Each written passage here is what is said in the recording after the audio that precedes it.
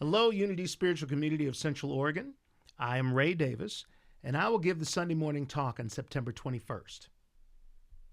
Diabolos, Loki, Baphomet, Dagon, Mammon, Shaitan, Mephistopheles, Supe, Lucifer, or maybe you just know him as the devil.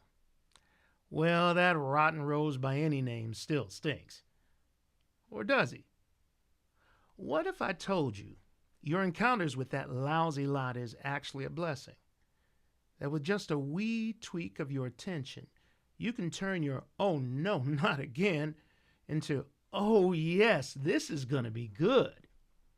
Interested? Then join me on Sunday, September 21st at the Unity Spiritual Community of Central Oregon. My talk is titled, "The Devil Made Me Do It." Hallelujah.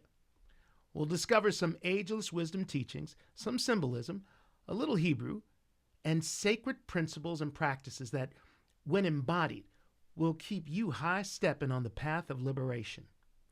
I'll bring some original high-vibe music and, well, just for you, I'll tell you the devil's real name. So join me on Sunday, September 21st at the Unity Spiritual Community of Central Oregon. We're going to have a holy good time. Shalom.